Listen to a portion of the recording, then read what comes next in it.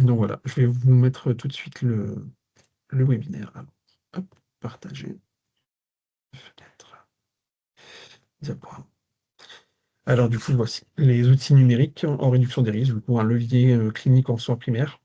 Donc c'est un levier qui est souvent sous, sous-utilisé, qui est souvent sous-estimé également. Parce qu'en fait, on n'y pense pas forcément et il n'y a pas forcément énormément d'outils qui sont disponibles pour les personnes. Donc, il y a des applications qui commencent à se mettre en place, comme Option Zéro, qui est vraiment une super application. On a le SAC que nous avons développé. Il y a pas mal d'associations qui essaient de développer un peu des applications de suivi, etc. Tout. Il y a des applications également pour le mois sans tabac qui se mettent en place. En fait, c'est tous des outils, tout un écosystème d'outils qui est important à mobiliser, mais qui n'est pas imposé à l'usager parce que ça doit rester toujours du volontariat, etc. Tout, parce que la personne, si elle adhère pas, si elle se sent un peu obligée de mobiliser les outils, elle va pas accrocher, elle va pas trouver sens, et en fait, ça n'y trouvera pas d'intérêt. Alors, hop,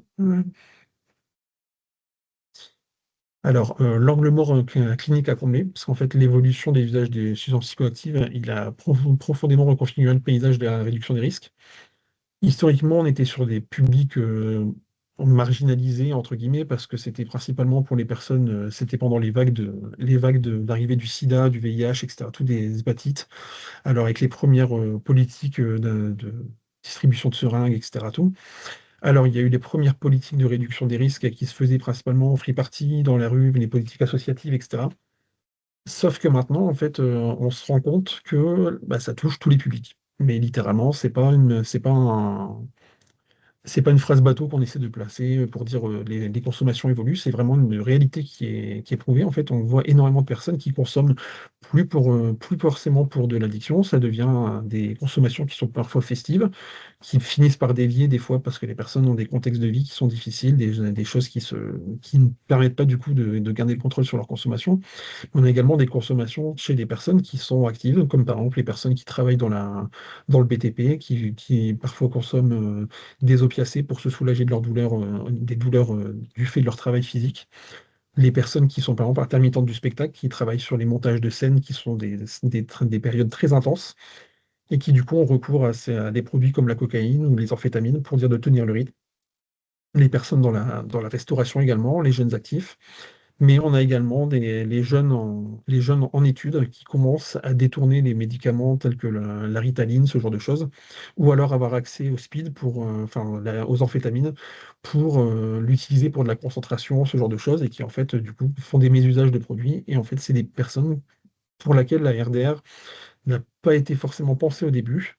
Et qui du coup commencent à faire un petit angle mort, on les oublie un petit peu, et malheureusement on laisse cette politique, cette politique de côté, cette politique publique, et du coup, c'est des publics en fait qui commencent à avoir un petit peu des problématiques qui commencent à devenir un peu vraiment, comment dire, qui commencent à ressortir de plus en plus. Et en fait, on n'arrive pas à prendre le train en marche pour dire de réussir à combler ça. Donc, alors, on a des personnes qui viennent en consultation et qui arrivent, ils ont de la fatigue chronique, de l'anxiété, des douleurs inexpliquées, des problèmes urinaires du fait des consommations. Et en fait, ils ne nous parlent pas spécialement de leur consommation de produits stupéfiants. Et en fait, c'est des discussions qui sont difficiles à avoir parce que du coup, bah, du fait du caractère illégal des consommations et des produits consommés, mais également du fait que en tant que professionnel de santé, on ne pense pas forcément tout de suite, on se dit la personne, elle n'est pas dans pas dans un cadre précarisé, etc. Tout, donc on ne voit pas forcément ça comme une évidence. Et du coup, c'est des choses qui peuvent passer inaperçues. Et en fait, du coup, c'est des discussions qu'il faut essayer d'insérer avec la personne. Parce que, bah, par exemple, l'OFDT nous dit qu'en 2023, il y a 2 à 3% des adultes en France qui ont consommé de la cocaïne. Il y a une augmentation depuis 2010 de la consommation chez les 18-35 ans, enfin 34 ans, pardon. Chez 30% des usagers réguliers, il y a des signes d'hypertension artérielle, d'anxiété chronique. On a des troubles psychiatriques qui sont majorés du coup du fait des consommations de cocaïne et de kétamine, parce que par exemple, la cocaïne consommée de manière intense peut donner du coup des psychoses, des parasitoses délirantes, ce genre de choses. Et la kétamine étant un dissociatif, elle peut du coup réveiller ou amplifier des pathologies psychiatriques qui sont naissantes ou dormantes chez l'usager. et du coup amplifier certains troubles psychiatriques et du coup également des comme je vous disais, des personnes qui viennent pour des problèmes de cystite, des problèmes urinaires, des difficultés urinaires, des douleurs au niveau de l'aine, ce genre de choses qui sont du coup, inhérentes à la consommation de kétamine qui, du coup a tendance à attaquer les reins. Donc ce que vos patients ne vous disent pas forcément, c'est, bah, leur consommation et en fait, c'est des choses qu'on peut diagnostiquer chez eux et en fait, on ne sait pas forcément que c'est dû à ces produits et du coup, en fait, c'est important, du coup, de mener une discussion sans jugement, sans a priori, sans, orienter la discussion vraiment, de manière, un peu «brutale» entre guillemets, sans dire: «Oui, vous avez pas d'antécédents de cardiaque et cetera tout, mais par contre, depuis quelque temps, je vois de ceci, je vois cela. Vous avez, tel problème qui se présente et cetera tout. Est-ce que vous avez changé quelque chose dans vos habitudes de vie? Est-ce que vous avez des consommations, de pas forcément dire des consommations de produits stupéfiants, mais des consommations un peu différentes ces temps-ci, ce genre de choses? Parce que du coup, c'est des problèmes qu'on peut retrouver chez ces personnes qu'on ne peut pas identifier vraiment, enfin qu'on peut se dire: «Bah, c'est des problèmes de santé qui commencent à s'installer». Et en fait, on se rend pas forcément compte de ça et en fait, quand on dresse le tableau général de la personne, on se dit enfin, c'est un peu c'est pas forcément ce qu'on s'attend à voir chez ce patient parce qu'il a pas forcément les antécédents pour et cetera et donc du coup, c'est des choses qui sont intéressantes et en fait, c'est intéressant également quand on a une relation avec le patient qui le permet, quand on voit des changements dans son comportement, quand on voit des stress qui apparaissent, quand on voit de la fatigue chronique qui commence à se mettre en place et essayer du coup de soulever ces informations et du coup, ils nous disent effectivement, quand ils s'ouvrent un petit peu à nous, qu'ils commencent à nous expliquer qu'ils ont des consommations, qu'ils ont pas forcément qu'ils nous disent des produits, mais qu'ils nous disent: «Oui, bah, je fais beaucoup de soirées en ce moment» et cetera, qui nous laissent un peu sous-entendre des consommations possibles. Du coup, bah, leur parler un peu de la réduction des risques, leur dire: «Écoutez, je sais qu'il y a une augmentation de la consommation de ces produits chez les gens», ce genre de choses. En fait, essayer d'aborder le sujet sans les brusquer, mais leur laisser la porte ouverte à la discussion pour pouvoir, aborder ces sujets avec eux et pouvoir essayer d'identifier, une raison qui pourrait expliquer ces problèmes de santé qui commencent à apparaître. Donc là, l'auto-monitoring, les bases théoriques et les preuves, donc il y a énormément de documentation sur l'intérêt en fait de mettre l'usager au cœur de sa santé et de son auto-suivi.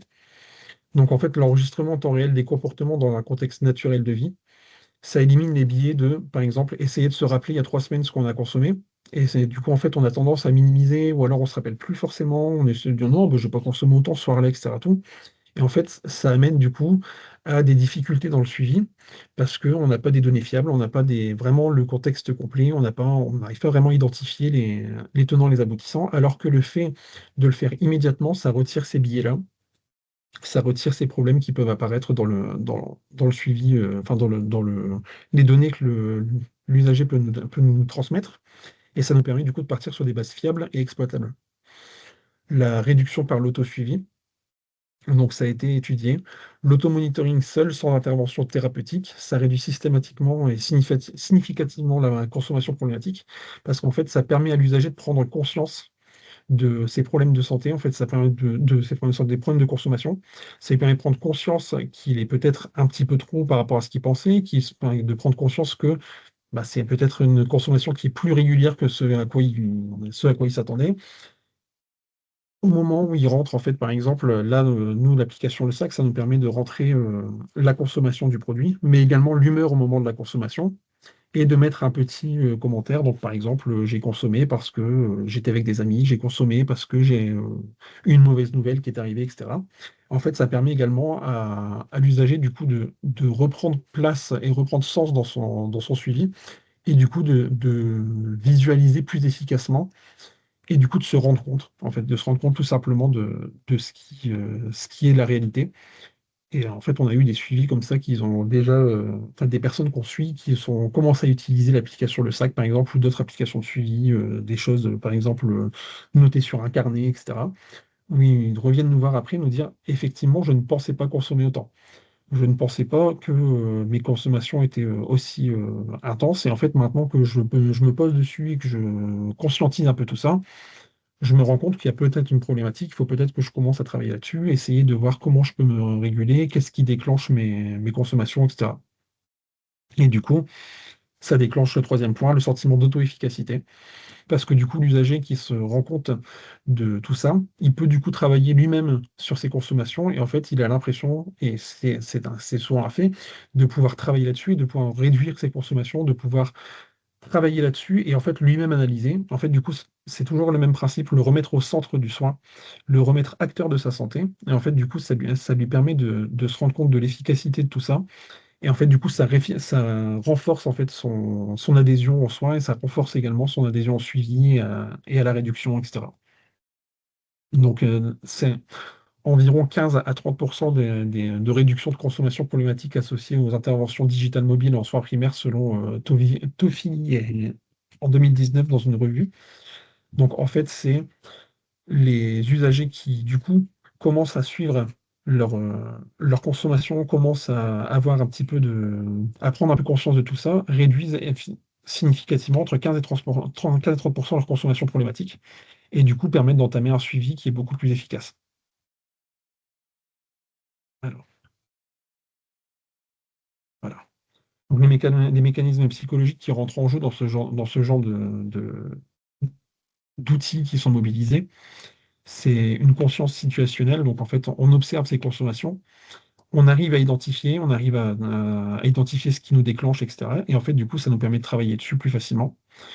Les graphiques de tendance, du coup, ça permet de voir si la personne consomme de plus en plus, de moins en moins, si ça reste stable, et surtout voir les humeurs, comment elles évoluent, si la personne est de plus en plus déprimée au moment de consommer, ou alors si ça reste stable, si ça évolue vers le mieux, s'il y a possibilité de travailler là-dessus et du coup d'identifier des facteurs qui peuvent être inhérents à la personne, à sa situation. Donc, par exemple, une personne qui met toujours le même commentaire, j'ai consommé parce que j'étais seul et j'étais triste, on peut se dire, bah, du coup, on peut essayer de renvoyer vers un suivi psychologique, on peut essayer de voir avec un suivi un peu plus social pour voir, essayer de recréer du lien, ce genre de choses. Ça renforce l'autonomie de l'usager, parce que du coup, c'est pas un soin qu'on lui impose, c'est pas pour dire vous consommez, il va falloir arrêter, prenez ça, ça va aller mieux. C'est vous consommez, vous souhaitez travailler là-dessus, on met ceci ensemble en place, vous êtes acteur de votre santé, et du coup, on travaille ensemble pour réussir à mettre en place quelque chose qui vous convient. C'est pas on vous impose un soin, sans forcément imposer, mais c'est pas on vous dit faites ceci, faites cela. Vous participez enfin, les personnes participent à l'évolution en fait de la prise en charge et à la prise en charge en elle-même. Donc du coup, ils y adhèrent forcément beaucoup plus et ça augmente ça renforce en fait l'alliance thérapeutique. Et en fait, le fait d'enregistrer les consommations, ça engage le cortex préfrontal, donc en fait le siège de l'autorégulation chez l'usager. Donc en fait, il y a un moment de délibération avant la consommation parce qu'il se dit il faut que je le rentre. Enfin, c'est tout un processus qui se met en place. Est-ce que je vais vraiment consommer? Je vais le rentrer. Du coup, la personne doit choisir l'humeur dans laquelle elle se trouve. Ah oui, mais c'est parce que je suis triste que je consomme. Est-ce que j'en ai vraiment besoin? Est-ce que je peux pas faire autre chose pour essayer d'aller mieux? Est-ce que j'ai pas une autre situation qui pourrait me faire du bien ou ceci ou cela? Et en fait, ça permet du coup de travailler également la personne et de pas reconfigurer son cerveau, mais entre guillemets de lui offrir des outils et de lui offrir la possibilité lui-même de se rattraper comment dire, des bons réflexes entre guillemets, parce que les personnes qui consomment, qui ont le système de récompense qui est un petit peu déréglé, etc., qu'ils ont du mal à récupérer, qu'ils ont du mal à gérer un peu leur consommation, le fait d'enregistrer, de visualiser, de se dire ah mince, je consomme pour ça, mais en fait ça, c'est pas forcément une bonne raison, ou alors mince, bah oui, mais à chaque fois que je suis comme ça, je consomme, est-ce que je vais pas essayer de faire autre chose ou autre? Et en fait, ça permet également du coup de travailler sur les raisons de la consommation et les alternatives possibles. Donc c'est comment dire, l'auto-suivi et les outils numériques à intégrer dans le suivi des personnes. Ce sont des outils qui sont reconnus institutionnellement, hein. L'OMS, depuis 2019, elle recommande l'intégration d'outils numériques pour renforcer les interventions en santé et en addictologie. Le MCDDA, depuis 2023, elle inclut la santé numérique parmi les réponses prioritaires européennes aux drogues, parce que ça a fait ses preuves, parce que c'est des outils qui sont importants et qu'en fait les usages changent, les usages évoluent. Les personnes sont plus forcément précaires, les personnes sont sur les réseaux, les personnes sont sur leur téléphone, et en fait c'est une habitude qui est prise chez les gens sur leur téléphone. Et en fait c'est aller chercher l'usager où il est et lui offrir les outils où il les utilise. Donc c'est vraiment des choses qui sont préconisées, qui sont vraiment recommandées par les instances de santé.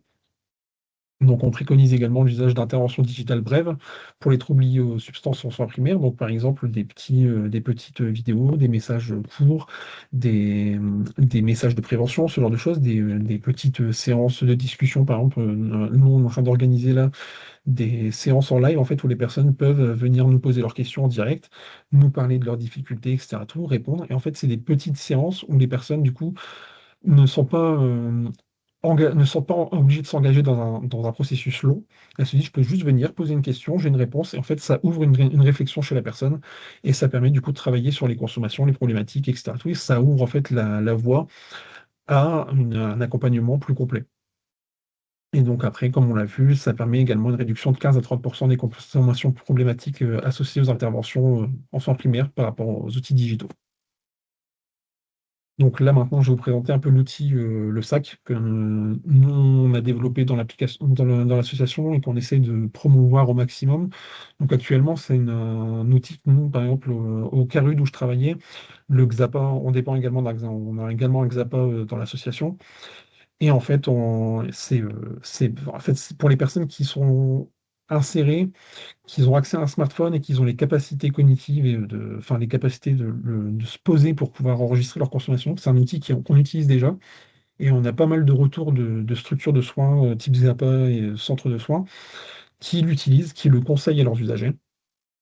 Parce que en fait, c'est vraiment assez complet. Donc, par exemple, l'enregistrement multidimensionnel qui permet du coup de rentrer le produit, la quantité, mais également l'humeur, le contexte, si on est stressé, la qualité du sommeil, si analyser si par exemple le même jour il y a plusieurs consommations, du coup travailler dessus avec l'usager pour lui dire attention parce qu'on a remarqué que du coup tu as souvent tendance à mélanger tel produit, il y a tel risque, et en fait du coup c'est faire de la réduction des risques sans les brusquer, sans leur imposer quelque chose ou autre, c'est vraiment juste leur donner l'information et aller où ils sont dans leur situation et pouvoir du coup visualiser facilement, en fait, visualiser le contexte complet. Donc c'est ça la visualisation longitudinale. Donc on a des graphiques jour, semaine, mois, avec l'humeur, la fréquence de consommation, la quantité. On a une architecture de sécurité, donc c'est strictement local. On n'a accès à aucune information, on n'a aucune donnée qui sont transmises. Tout reste dans le téléphone de l'usager. L'usager peut l'enregistrer sur un fichier crypté qu'il peut réutiliser s'il change de téléphone, etc. Tout, s'il a peur de perdre ses sauvegardes, etc. C'est sécurisé par code PIN. Comme ça, en cas de mauvaise rencontre, le téléphone est vérifié, ou alors si le téléphone est perdu, on ne peut pas voir ce qui se passe dessus ou autre. Et tout est supprimable en quelques secondes pour les personnes qui sont un petit peu, comment dire, un petit peu stressées par que ce genre d'informations se trouve sur leur téléphone. On peut aller dans les options, supprimer immédiatement toutes les informations du téléphone. Plus rien n'est là, et puis après pouvoir reprendre comment dire, réenregistrer la sauvegarde sécurisée qu'on avait fait avant pour pouvoir le remettre en place si vraiment la personne a un petit coup de stress, etc. Tout. Et du coup, ça permet aux personnes qui sont insérées, mais qui ont par exemple, les consommateurs de cocaïne, qui ont des tendances paranoïaques, etc., tout à force de consommation, ça leur permet du coup d'adhérer plus facilement à l'outil parce qu'ils ne se sentent pas menacés leur réalité et leur consommation. Et donc, du coup, un des outils qu'on avait décidé de mettre en place sur l'application, c'est un export PDF structuré, pardon. Donc, c'est un rapport qui est exportable. C'est un support factuel pour ouvrir le dialogue clinique avec le patient entre le patient et le soignant, sans qu'on ait besoin forcément tout expliquer, etc., de devoir se rappeler. Donc c'est vraiment le but en fait du suivi. Et en fait, ça nous offre du coup les graphiques sur une période donnée. Donc, par exemple, si on voit toutes les semaines son soignant dans le cadre de son suivi, on fait un PDF toutes les semaines. On a la semaine en détail, les consommations qui ont été faites sur la semaine, les quantités, les évolutions de consommation, les évolutions du graphique d'humeur, les petites annotations, etc. Et ça permet de voir, bah, cette semaine, du coup, bah, par exemple, vous avez moins consommé, c'est bien, c'est un bon point. Qu'est-ce qui fait? Qu'est-ce qui s'est passé?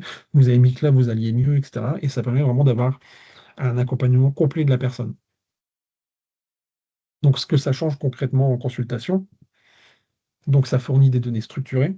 Donc, comme je vous disais juste avant, ça permet une discussion factuelle, ça évite d'avoir à réfléchir à ce qu'on a consommé, à ceci, cela, et ça évite aussi du coup sans forcément le vouloir, du coup de porter un jugement sur les consommations de la personne. Donc par exemple, vous avez consommé combien, en fait la personne elle peut le prendre un petit peu de manière intrusive, ça peut être un peu mal perçu par l'usager, etc. Du coup, ça permet également de renforcer l'alliance thérapeutique parce que du coup, l'usager il se sent moins, enfin, il se sent plus acteur de sa santé, il se sent pas jugé. Et en fait, c'est vraiment un travail entre le soignant et l'usager qui, du coup, bah, fait le choix lui-même de rentrer ses consommations et de se dire: «Je participe avec mon soignant, on est en train de construire quelque chose ensemble et on va travailler ensemble dessus». Ça permet une prévention précoce également, parce que si on voit qu'il y a une tendance à ce que les humeurs baissent et cetera tout, on peut commencer à travailler dessus et dire: «Bah, attendez, depuis quelque temps ça ne va pas. Est-ce que vous voulez qu'on discute de ceci, cela? Est-ce que vous voulez qu'on mette en place qu'on voit pour mettre en place un suivi psychologique, par exemple? Est-ce que vous voulez qu'on travaille sur tel point, tel point?» Et du coup, ça permet du coup d'avoir également, avec les rapports, un suivi dans le temps, en fait, de pouvoir suivre de semaine en semaine, de mois en mois, et puis au fur et à mesure d'année en année, du coup, l'évolution dans le temps, d'adapter les interventions et du coup, l'orientation vers les structures spécialisées à partir du moment où ça commence à devenir un petit peu hors cadre, entre guillemets, hors compétence, où on sent que la personne, on n'arrive plus à en discuter avec elle, ou alors on n'arrive plus à travailler, faire évoluer les choses, et la personne commence à perdre pied, on peut dire, bah écoutez, nous maintenant, on a essayé de travailler ça ensemble. Regardez, depuis quelques semaines, ça va de pire en pire. On n'arrive plus à travailler ça ensemble. On va peut-être se rediriger vers une structure un peu plus adaptée, et cetera. Et du coup, ça permet du coup de favoriser le suivi et de le faciliter également. Donc, de la donnée au dialogue clinique, donc en fait, comment, on aborde le sujet avec les personnes? On va dire, par exemple, je vois que depuis septembre, la fréquence a augmenté progressivement, que les prises du dimanche soir coïncident souvent avec un niveau de stress élevé. Qu'est-ce qui se passe à cette période? Et du coup, en fait, ça permet d'ouvrir le débat. Et en fait, sans l'application, sans ce genre de suivi, sans ce genre de parce qu'on parle d'applications numériques, mais les personnes qui n'ont pas forcément de smartphone, on peut également se baser là-dessus pour leur donner, par exemple, des petits carnets, ce genre de choses. Essayer de remplir sur un carnet quand vous consommez quelque chose et travailler dessus. Parce que c'est une application numérique, c'est du soin, enfin, c'est des outils numériques qui peuvent également être transposés à l'écrit. C'est un peu moins complet, un peu moins facile, mais c'est aussi des choses qui peuvent se mettre en place avec les personnes un peu moins intégrées, un peu moins à l'aise avec ce genre d'outils. Donc, sans donner, par exemple, si la personne nous parle de ses consommations et qu'on travaille dessus, si on leur dit vous consommez combien de fois par semaine, bah, en fait, la personne, elle va essayer de minimiser parce que du coup, bah, elle est un petit peu honteuse, elle est un petit peu, bah, c'est pas forcément facile d'en parler ou alors des fois, c'est parce que, bah, elle se rend pas compte, tout simplement, comme on disait, un petit peu avant. La personne ne se rend pas forcément compte de ses consommations, ne se rend pas forcément compte de leur, comment dire? De leur, fréquence, de leur intensité. Alors qu'avec un rapport factuel, déjà, on n'est pas obligé de commencer, la discussion, dire: «Bah, alors comment, combien vous avez consommé et ceci», enfin de demander à la personne de s'ouvrir et de nous donner des données. La personne, elle nous le donne et on peut du coup déjà travailler dessus sans forcément avoir besoin de solliciter la personne qui pourrait du coup avoir un petit peu du mal à s'exprimer là-dessus, qui aurait un petit peu du mal à s'ouvrir, qui aurait accepté par exemple de parler de ses consommations, mais qui ne sont pas encore prêtes d'en discuter ouvertement et que du coup l'outil permettrait de transposer toutes les informations qu'elle n'oserait pas nous donner. Donc il y a des effets populationnels et des enjeux de santé publique, donc il y a des réductions des complications évitables. Parce que du coup, il y a moins de surdosage, parce que les personnes se rendent compte de ce qu'elles consomment. Elles le notent, donc elles se disent: «OK, j'ai déjà consommé ça. Ouais, donc là, je vais peut-être pas reconsommer dessus». Donc il y a moins de passages aux urgences, il y a moins de risques et moins de comportements à risque, il y a plus de conscientisation des consommations. Santé communautaire et prise de pouvoir des usagers, en fait, les individus sont capables de monitorer et de modifier leur comportement sans forcément, avoir besoin d'un suivi aussi important. Parce que, par exemple, une personne qui était suivie toutes les semaines, si on voit au bout d'un moment qu'en utilisant le sac, la personne ou ce genre d'outil, que la personne, en fait, elle commence à prendre conscience, elle commence à essayer de travailler d'elle-même sur les choses, on peut dire: «Bah, écoute, ça fait déjà, quelques mois que ça va mieux». On peut peut-être, du coup, passer à un rendez-vous par mois, voir comment tu te sens, comment tu travailles sur tes consommations et cetera. Et en fait, du coup, c'est lui rendre le pouvoir de sa santé, mais c'est également, comment dire? Rendre, à la personne le fait de pouvoir se soigner, pouvoir être accompagné sans forcément être, suivi toutes les semaines avec un suivi lourd, avec, forcément, des contrôles et cetera. Et ça modernise également les soins primaires parce que du coup, bah, les pharmaciens, les généralistes, les infirmières, ce genre de choses, en fait, elles peuvent avoir accès, elles peuvent discuter de ce genre de choses avec les personnes qu'elles suivent, avec par exemple des personnes qui ont je sais pas, par exemple, des personnes qui ont des problèmes de reins, qui viennent, se faire dialyser, ce genre de choses et qui ont des consommations. On peut en discuter avec eux, pas forcément en tant que généraliste, mais du coup, ça permet également d'avoir un outil sur lequel s'appuyer. Dire: «Bah, vous voyez, enfin, des personnes quand on a une relation assez développée, dire: «Vous voyez, regardez, j'ai consommé ça cette semaine, vous voyez, ça va un petit peu mieux» et cetera et d'ouvrir le débat et du coup, en fait, de rendre le soin, de l'ouvrir, en fait, à toutes les strates du soin, et pas seulement aux soins de première ligne, pas forcément à son généraliste, pas forcément à un dictologue, avec toutes les personnes avec qui l'usager se sent en confiance d'en parler et les personnes qui se sentent en fait de les accompagner également là-dedans. En fait, ça permet d'avoir plusieurs points de vue pour l'usager et du coup de se sentir un peu plus soutenu également. Donc, ce que ces outils ne feront pas, par contre, c'est la fracture numérique. Donc, comme je vous disais, les personnes qui sont éloignées des smartphones, éloignées du numérique, bah, en fait, forcément, c'est des personnes qui sont vulnérables et qui n'auront pas accès à ce genre d'outils. Donc après, ça n'empêche pas de s'en inspirer pour pouvoir créer des outils sur papier. Donc, par exemple, faire des petites fiches de suivi qu'on donne à l'usager. Dire, bah voilà, si vous notez dessus, vous cochez l'humeur qui correspond à votre moment, etc. Tout. En fait, le transposer version papier. Mais du coup, pour les personnes sans smartphone, etc., tout, c'est des fois un peu plus compliqué parce qu'il faut penser à remplir sa fiche, etc. Tout. Après, pour les personnes qui sont intégrées, qui ont l'habitude d'avoir le smartphone dans les mains, ça devient vite une habitude. La confidentialité des données, donc c'est ce que je vous disais, c'est extrêmement sensible. Le stockage, il est local, strict, sans connexion, sans serveur, rien du tout. C'est pour écarter toute possibilité de récupération des données, toute fuite de données. Malheureusement, si les personnes se retrouvent dans des situations, par exemple, avec des forces de l'ordre qui leur demandent leur accès à leur téléphone, etc., c'est des choses qui peuvent être du coup utilisées contre elles, entre guillemets, parce que ça reste des outils de soins, donc on ne peut pas forcément l'utiliser contre eux, mais du coup, c'est des choses qui peuvent être problématiques pour les usagers. Il faut également une motivation qui vienne de la part de l'usager, parce que c'est un outil qu'on leur propose pour les accompagner, pour ajouter quelque chose de suivi. Si la personne n'y accroche pas, si on leur impose de l'utiliser pour dire bah, moi si je vous suis, il me faut ça, parce que sinon ça sert à rien, vous allez me donner des informations, mais je ne saurai jamais si c'est vrai ou pas, ou ça va toujours être de l'à peu près, la personne ne va pas y trouver sens, elle ne va pas accrocher, et malheureusement bah, ça ne fonctionnera pas. Et il y a également le risque d'autoculpabilisation, donc autant les personnes peuvent se sentir actrices de leur santé et du coup reprendre confiance en elles, reprendre l'envie de travailler là-dessus, etc. Autant malheureusement, les personnes qui sont un peu fragilisées psychologiquement, qui sont un petit peu perfectionnistes, qui sont un petit peu, un petit peu fragiles, etc., elles peuvent lancer l'application, elles peuvent commencer leur suivi et se dire: «Oula, ouais, non, en fait, c'est un petit peu trop là, je pensais pas être là-dedans. Bah, en fait, je consomme vraiment plus que ce que je pensais, c'est vraiment trop bon, c'est vraiment trop», etc., tout et en fait, commencer à faire un peu d'autoculpabilisation et un peu d'autosabotage, etc. Donc c'est vraiment quelque chose sur lequel il faut travailler. Être bienveillant dans l'explication, la lecture des données, ça doit être quand même assez fluide et sans forcément être normatif. Ça ne doit pas forcément dire aux personnes ah oui, bah du coup, là, vous avez consommé autant, vous vous rendez compte, etc. C'est pas des choses. En fait, c'est vraiment quelque chose qui est adapté à chaque personne. Parce que du coup, ça va définir l'ensemble du cadre de suivi des personnes, ça va définir si elles accrochent, si elles se sentent en sécurité pour en parler, si elles, du coup, elles décident de continuer avec l'outil ou pas. Comment introduire l'outil en consultation? Donc, quand on repère des consommations, donc on le fait avec des questions ouvertes et non stigmatisantes.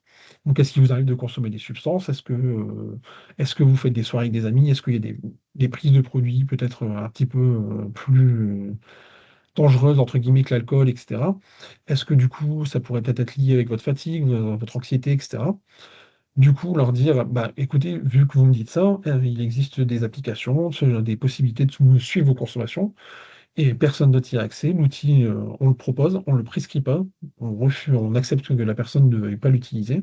Et en fait, du coup, si la personne l'accepte, lui expliquer que du coup, ça va permettre du coup de pouvoir travailler sur les problématiques pour lesquelles elles viennent et de se rendre compte également enfin de garder le contrôle entre guillemets. Parce qu'elles vont se rendre compte en fait de leur consommation, d'éviter de déborder, ce genre de choses, parce que des fois ça commence sur des consommations festives le week-end, entre amis, etc. Et on peut vite perdre le contrôle. Donc après le suivi, regarder le rapport ensemble avec la permission du patient, évidemment, lui demander de nous l'envoyer s'il est d'accord, de nous le montrer sur son téléphone ou autre, identifier un petit peu ce qui se passe sur les suivis, identifier un petit peu les changements d'humeur, les hausses de consommation, ce genre de choses. Et en fait, c'est le passage de l'outil à l'intervention clinique parce que du coup, on passe de bah, j'ai remarqué que vous étiez un peu déprimé le dimanche et qu'à chaque fois, du coup, ça a amené une consommation. Est-ce que vous voulez qu'on en parle? Qu'est-ce qui se passe? Est-ce que vous avez des raisons particulières? Peut-être vous êtes seul, peut-être c'est la semaine qui est un peu fatigante, ce genre de choses. Et du coup, quand on voit que les consommations prennent un peu trop de place, qu'il y a des complications qui sont un peu trop sévères, qu'il y a beaucoup trop de souffrance, ça permet de savoir quand passer la main et de réorienter l'usager vers un suivi qui est plus adapté à ses besoins. Donc ça facilite le repérage et ça, du coup, ça facilite la prise en charge spécialisée, du coup, en donnant la possibilité d'analyser en fait les patterns et les difficultés de la personne plus efficacement. Donc l'intérêt également, c'est les pharmaciens et les infirmières, parce que c'est un point de contact stratégique. C'est souvent le seul point de contact pour les usagers qui ne consultent pas forcément en cabinet. On a des personnes qui consomment de la cocaïne, qui viennent acheter du mucomyste ou ce genre de choses parce qu'elles ont remarqué, qu'elles ont entendu parler, que ça avait un effet sur les consommations de cocaïne, ça pouvait les aider. Des personnes qui viennent chercher du matériel pour chercher des pipes à crack dans les matériels, quand par exemple, nous, c'est le dispositif d'échange de matériel en officine. Donc, on distribue des seringues, on distribue des pipes à crack, on distribue tout le matériel de consommation. Et en fait, il y a des personnes qui ne consultent jamais ni un addictologue, ni un CARUD, ni un médecin, et qu'elles viennent juste chercher du matériel. Donc, juste mettre une affiche, et, en parler avec les personnes, leur expliquer que ça existe, en fait, quand on a la possibilité et que la personne, on sent qu'elle est en possibilité de saisir de l'outil. Et en fait, leur en parler pour commencer à mettre en place. Et du coup, après, essayer de tenir la discussion avec eux, ou alors leur dire, bah voilà, vous voyez, vous pouvez en parler avec votre médecin, peut-être c'est peut-être plus facile comme ça, essayer de l'intégrer en étant sur des points où les personnes qui n'ont pas forcément une culture d'aller voir le médecin, d'aller voir des soignants, etc. Ou qui n'ont tout simplement pas la confiance nécessaire, ou qu'ils ne se sentent pas en capacité d'ouvrir la discussion là-dessus. Donc en résumé, les usages de substances, ça touche toutes les populations, que ça soit inséré ou non, que ça soit des personnes précaires ou non, des personnes de toutes les classes sociales, toutes les sexualités, tous les genres. Les personnes qui sont insérées, connectées, elles sont peu vues en addictologie spécialisée parce que c'est pas des personnes qui se sentent d'aller dans un carul, qui se sentent de passer les portes d'une structure spécialisée. Elles n'ont pas forcément le temps parce qu'elles travaillent, elles n'ont pas forcément les horaires qui permettent de venir.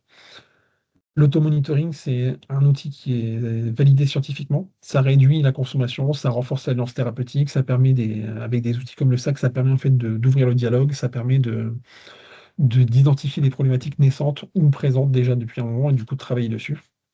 Les soignants de première ligne, comme les médecins généralistes, les infirmières, les pharmaciens, ben en fait, c'est les personnes qui sont en première ligne du repérage précoce, c'est les premiers interlocuteurs qui peuvent mettre en place un suivi, qui peuvent en discuter, essayer d'ouvrir le sujet avec eux. Et ça reste des outils. Ça ne remplace pas des structures spécialisées, ça ne remplace pas un suivi, ça facilite simplement l'accès aux soins et ça facilite la mise en place d'un soin adapté aux besoins de la personne. Donc là, c'est les bibliographies de tous les articles et les revues médicales, etc., tout qu'on a pu utiliser pour mener un petit peu nos recherches. Et là, en fait, c'est quelques vues en fait, de l'application Le Sac. Donc, la première, c'est consommation, enfin, connexion par code PIN secret.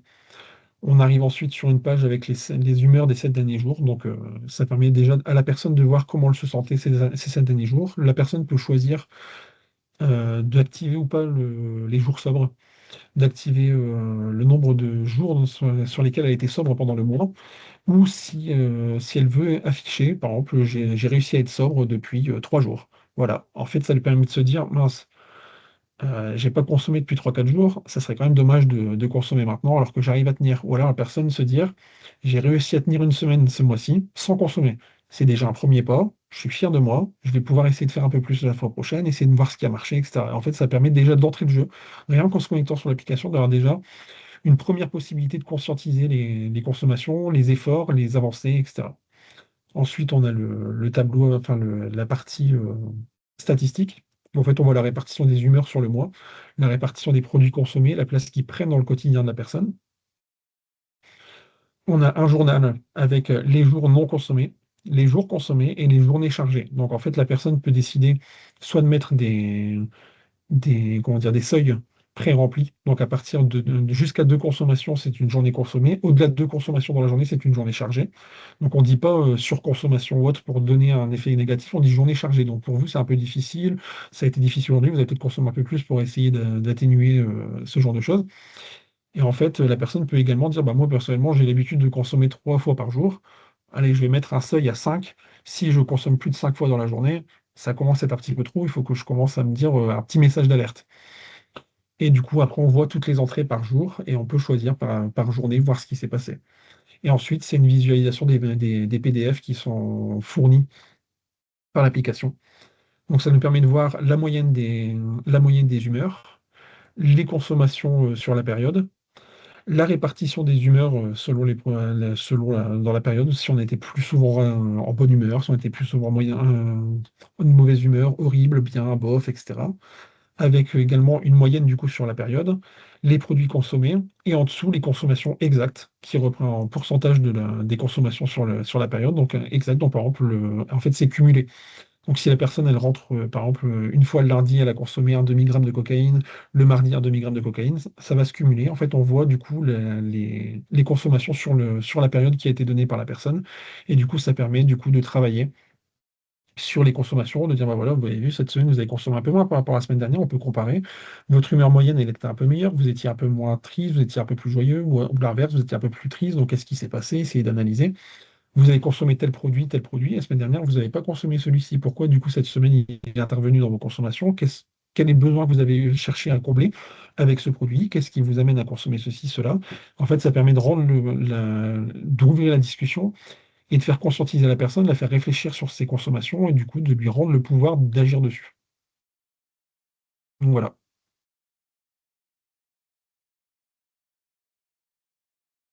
Eh bien, un grand merci, Alexandre. C'était vraiment pas évident, je le dis pour les autres, parce que je trouve que le cadre est pas forcément simple d'expliquer comment on peut proposer de la réduction des risques en soins Oui, de proximité. On en avait échangé un peu par téléphone avant et je trouve que vraiment tout le contenu qui a été déroulé répondait complètement à la demande. Donc, vraiment un grand merci d'avoir joué le jeu, de pouvoir proposer merci ça beaucoup. pour que les personnes puissent voir la plus-value de ces outils en soins de proximité. Donc vraiment, chapeau et merci. Je vois qu'il y a une personne qui lève la main. On va peut-être commencer donc par les questions des participants. Je vous laisse prendre la parole. Oui, bonjour. Je suis Virginie Gamet, j'interviens dans une structure d'hébergement. Donc c'est vrai que Oui. la fracture numérique, elle existe, etc. Mais il y en a, ils sont au point avec leur téléphone. Et je voulais savoir si vous aviez des affiches que l'on pourrait déjà créer des affiches que l'on pourrait positionner dans l'établissement ou avec l'application qui pourrait télécharger, avoir le lien ou quelque chose comme ça. Alors on va créer là des affiches qui vont être mises soit dans la journée, soit dans les jours qui arrivent, avec justement oui, des petits QR codes à scanner pour qu'ils arrivent directement sur la page du site pour les télécharger, et des petites affiches de présentation qui présentent en fait l'intérêt de l'outil, qui précisent que c'est stocké en local, qu'il n'y a pas de. Enfin ce genre de choses pour rassurer un peu les personnes et leur donner envie de s'en saisir. Après, Bien. sur le site, on met également d'autres affiches à disposition. Donc, par exemple, on a des affiches sur les droits des usagers qui consomment des produits, ce genre de choses. On essaie de mettre un petit peu tout ce qui peut être utile aux structures, et en fait, qui est en libre téléchargement, libre usage, pour pouvoir justement accompagner les usagers, accompagner les structures, accompagner les soignants. Ok. Alors, il y a une autre question, Hélène Blond.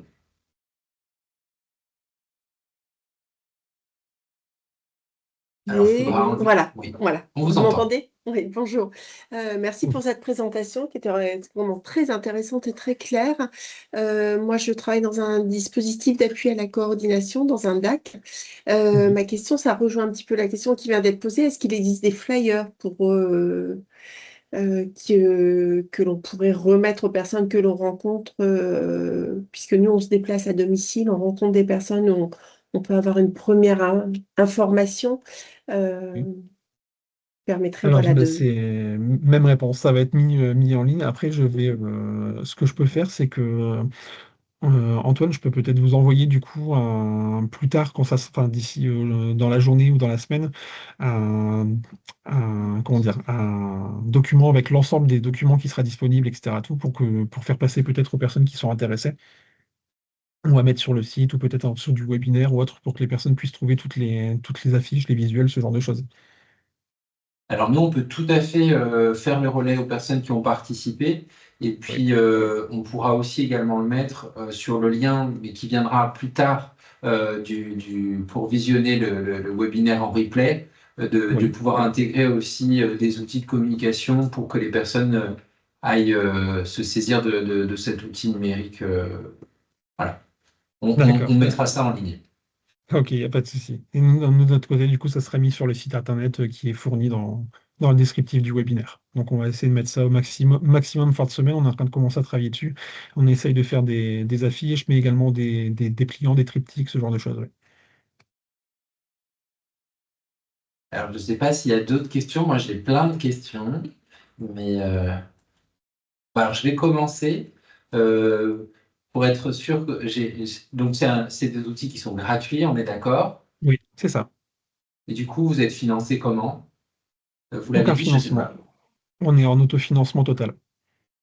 D'accord. Et ce qui veut dire que pour la maintenance, enfin, C'est parce nous que qui assumons les coûts, on développe nous-mêmes les outils, on est à 3 personnes à développer les outils.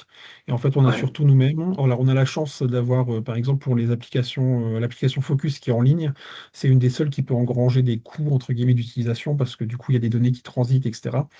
On a la chance d'avoir des plans gratuits qui sont quand même assez larges, mais à partir du moment où l'application prendra un petit peu plus de... Parce qu'actuellement, on a à peu près... On a 1050 téléchargements, il me semble, sur cette application-là.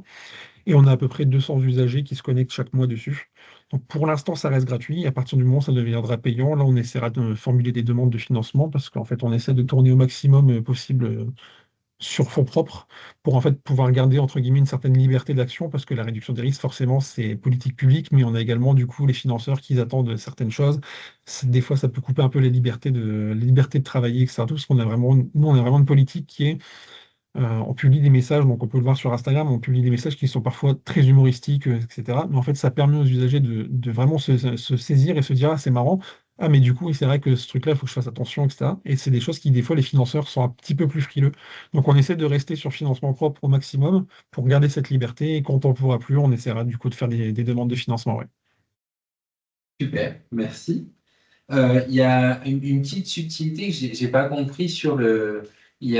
Donc les données sont stockées au niveau local. Ça, Oui, j'ai compris qu'il n'y a pas de. C'est pas envoyé vers un cloud. Vous avez dit c'est qu'on ça. pouvait les supprimer assez rapidement par une manip dans les options. C'est ça. Et après, j'ai cru comprendre qu'on pouvait réactiver une sauvegarde à un moment C'est ça. donné. En fait, Ça veut dire que c'est elle est une vraie sauvegarde. dans la page d'options, en fait, on peut télécharger un fichier crypté qui contient en fait toute la sauvegarde à l'instant T de toutes les consommations qu'on a rentrées depuis le début, etc. C'est pas décryptable sans passer par l'application. Et en fait, c'est stocké sur le téléphone. Donc, on supprime toutes les données de l'application. Donc, l'application elle est remise à zéro. Et en fait, si après, par exemple, on a fait une mauvaise rencontre, on supprime tout. Ou alors, on change de téléphone, on se transfère le fichier sur le nouveau téléphone. Dans l'application, une option restaurer mes données. Et en fait, on peut décrypter les données et du coup, elles se remettent dans l'application et on récupère toutes les données.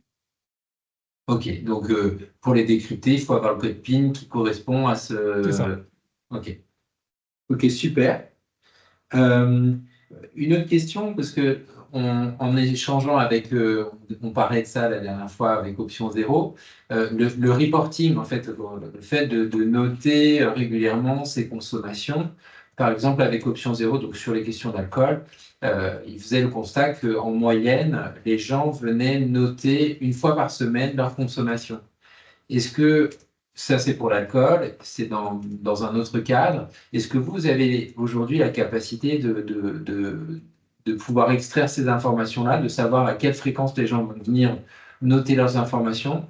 Parce que comme vous l'avez dit, il y a du biais mnésique dans le sens où si on remplit notre agenda de consommation une semaine, 10 jours plus tard, on va perdre de l'information. Vous avez des éléments là-dessus? Alors, vu que l'application elle est sortie depuis décembre, on n'a pas encore de retour dessus. On va commencer à mettre en place des questionnaires par rapport aux usagers, essayer de leur demander sur nos réseaux, en fait, les usagers qui utilisent l'application, vraiment pour avoir des données complètes et vraiment exploitables. Après, nous, dans nos suivis, on a à peu près 65 personnes qui sont suivies par mois. Donc, on voit à peu près une fois par semaine, une fois toutes les 2 semaines. Et c'est des suivis gratuits qu'on fait bénévolement, nous, sur notre temps après le travail, etc. Et sur les 65 personnes, je crois qu'on a une quarantaine de personnes qui utilisent l'application. Et je dirais qu'elles doivent le noter à peu près 70% du temps. Il y a une partie qui est oubliée parce que du coup, bah, ils sont pas dans l'ambiance, c'est des consommations festives, etc. Mais les consommations qu'ils réalisent quand ils sont seuls ou quand c'est des consommations d'automédication, que c'est des consommations qu'ils jugent problématiques, là par contre, il y a vraiment, les personnes y adhèrent totalement et du coup, en fait, se disent, je vais le noter tout de suite. Et en fait, elles me disent, ça leur permet elles-mêmes de se rendre compte et du coup, en fait, elles y trouvent sens. Et en fait, donc tout ce qui est consommation personnelle et qu'ils jugent problématique, ils y accrochent forcément. Tout ce qui est consommation en soirée, ils me disent bah, j'ai peut-être pris un petit peu de MDMA avec mes amis en soirée, je ne l'ai pas noté, mais bon, c'était pas grand-chose, quoi. Et donc ça, ce genre de choses, ça arrive, mais la plupart du temps, j'ai un bon 70% du temps, c'est correctement rentré, ils y adhèrent vraiment efficacement. Ouais. Merci. Est-ce qu'il y avait d'autres questions ou j'enchaîne peut-être avec d'autres questions? Euh, pour l'instant, l'outil SAC que vous avez présenté, il est essentiellement en lien avec des consommations de substances. Oui. Est-ce que vous avez réfléchi à transposer cet outil avec peut-être des addictions comportementales? Est-ce que c'est possible? Est-ce que finalement, au lieu de remplir une substance, on peut mettre, bah voilà, j'ai consommé. Euh, alors moi, je suis aussi intéressé par les questions sexo. Est-ce qu'on peut mettre, bah, je suis allé consommer de la pornographie, par exemple? Est-ce que c'est quelque chose qui est possible? Est-ce qu'on peut se saisir de l'outil pour ça ou pas? Alors là, pour l'instant, c'est limité aux substances et en fait, on est en train de sonder un peu la communauté parce qu'on voulait faire un deuxième outil pour tout ce qui était bah, justement comportemental et tout ce qui était également tourné sur la santé sexuelle pour les consommateurs de chemsex, etc. Pour faire également une boîte à outils pour tout ce qui est un petit peu addiction un peu plus comportementale exactement. Et du coup, c'est quelque chose on est en train de travailler dessus avec la communauté. On envoie des questionnaires un peu régulièrement. On essaie de sonder un peu les attentes de la population pour essayer de commencer à développer des versions d'essai et essayer de les mettre en ligne pour avoir un petit peu des retours, ce qui est amélioré, etc. Ouais. Mais oui, c'est des projets qui sont en cours. On essaie de créer un petit peu tout. On a également une application là qui est en cours de développement qui se base sur le principe de Weight Watchers, donc avec des points par semaine, des budgets. Et en fait, les personnes choisissent, enfin, en fait, elles notent leurs soucis de santé, par exemple, s'ils ont des troubles psychiatriques, s'ils sont enceintes, s'ils ont des problèmes vasculaires, ce genre de choses. Ça donne des points enfin, des pourcentages de risque, des multiplicateurs de facteurs de risque. Ils notent leur consommation avec le prix moyen du marché. Et en fait, chaque consommation par rapport à la toxicité du produit donne des points. Et en fait, chaque semaine, pour avoir des points, le but, en fait, c'est de finir la semaine avec encore un peu de points, un peu d'argent, débloquer, en fait, un peu gamifier ça avec des formes de succès. Cette semaine, je n'ai pas consommé. Cette semaine, j'ai consommé, mais sans m'injecter. Ce genre de choses pour les personnes. Et en fait, selon le monde de consommation, ça consomme plus de points. Ça, du coup, en fait, essayer de les faire travailler pour les faire conscientiser de manière un peu plus ludique, entre guillemets, également. Ouais. Donc, on essaie vraiment de multiplier les outils pour offrir, en fait, à chaque... Des fois, on a l'impression un peu de se perdre en créant beaucoup d'outils. On se dit qu'en fait, par exemple, une personne on est en train de développer également une application pour aider à la gestion du craving et l'analyse en fait du craving. Donc, par exemple, rentrer ces périodes de craving, l'intensité qu'on a ressentie, donc de 0 à 10, comment est-ce qu'on l'a géré, est-ce qu'on a consommé, est-ce qu'on n'a pas consommé, et comme sur le principe du sac, avec des rapports qu'on peut exploiter avec son soignant. Et en fait, on s'est dit, une personne qui est en situation d'arrêt, elle n'a pas forcément envie de. Elle veut noter ses cravings pour suivre ça, pour travailler dessus. Elle n'a pas forcément envie d'arriver sur une application qui lui note vous avez consommé ce mois-ci. Vous n'avez pas consommé ce mois-ci. Donc en fait, on préfère séparer les outils, proposer un maximum d'outils pour que chaque personne puisse se saisir de celui qui lui correspond. Donc on a énormément de projets en cours. On essaie de travailler un petit peu toutes les attentes des populations qu'on rencontre. Et du coup, il y a énormément de petits trucs comme ça qui sont en préparation. Ouais. Bah, c'est hyper intéressant. J'allais justement rebondir sur la gestion des contingences, c'est aussi ce côté un peu ludique et puis renforçant de pouvoir récompenser des périodes, enfin l'atteinte d'un objectif, euh, comme on le dit, avec des badges, avec C'est des ça. trucs Ouais. qui vont, voilà. Mais du coup, là, vous avez répondu aussi à la question, bah, pourquoi multiplier les outils? Est-ce qu'on ne peut pas les fusionner? Parce que si j'imagine qu'il y a des personnes qui veulent peut-être pas avoir accès à ce qu'ils ont consommé quand ils veulent gérer leur craving, mais peut-être que d'autres personnes voudraient pouvoir avoir accès à tout au même endroit. Euh, Il n'y a pas, il y a pas quelque chose qui soit modulable en fonction de la personne. Je choisis d'avoir tous mes modules associés ou.